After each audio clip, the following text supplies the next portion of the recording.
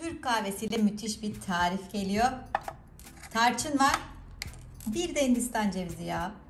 Bu üçlüyü birleştirip lekeleri açacağız. Ölçülere dikkat edin arkadaşlar. Göz altına çok yakın girmeyeceğim.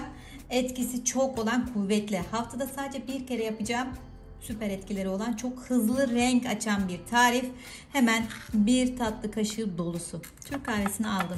Üzerine tarçın. Eğer toz tarçınınız yoksa böyle çubuk tarçını öğütüp toz tarçın haline getirebilirsiniz. Ama tarçın ölçüsüne dikkat ediyoruz. Şöyle çeyrek, azaltayım biraz daha. Çeyrek çay kaşığı toz tarçın ilave ettim. Ve Hindistan cevizi yağından.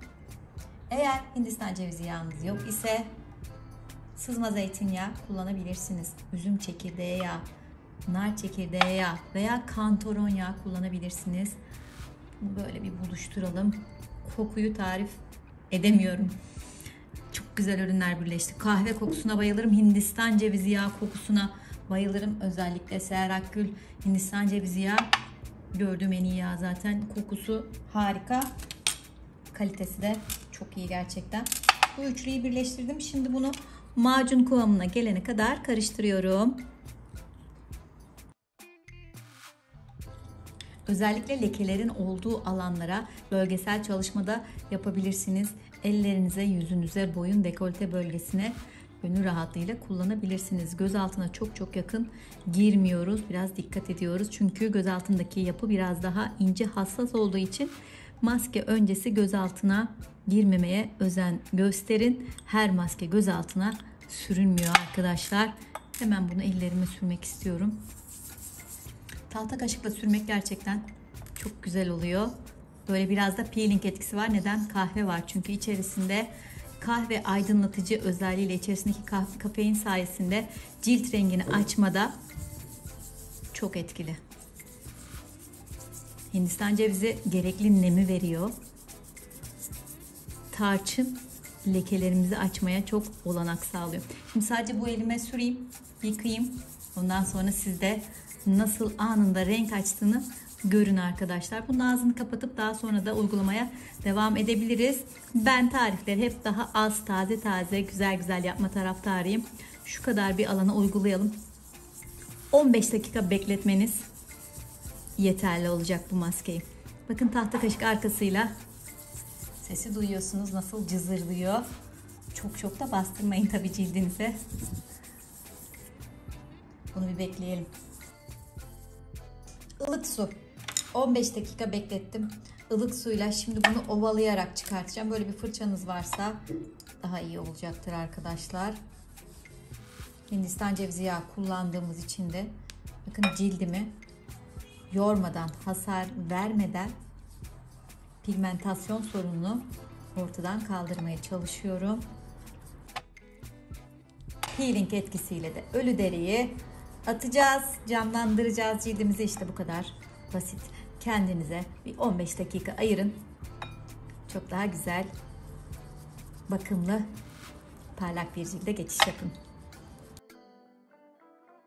Şunu bir silelim.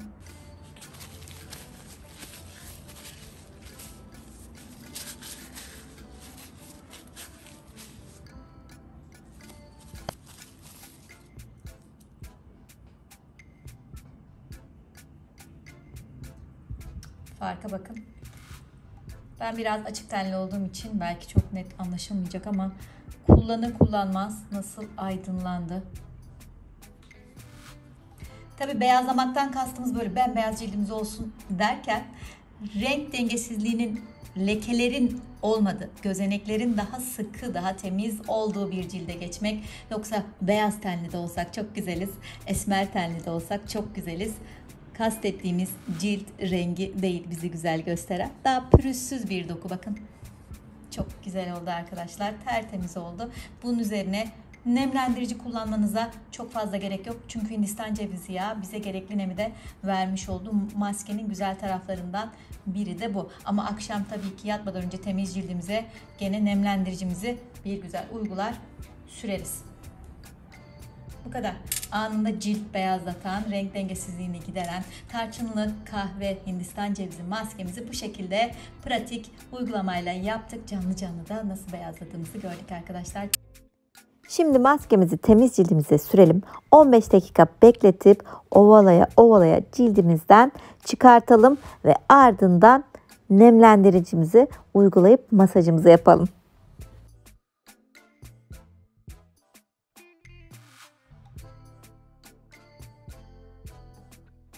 Kendi yaptığınız doğal kremlerden biriyle de son aşama olan nemlendirmeyi yapabilirsiniz. Ben burada mavi anemon ile hazırladığım kremi uyguluyorum. Kendinize çok iyi bakın. Bu arada buraya kadar izlediyseniz bir beğeniyi atarsanız diye düşünüyorum. Kendinize çok iyi bakın. Sağlıcakla. Hoşçakalın.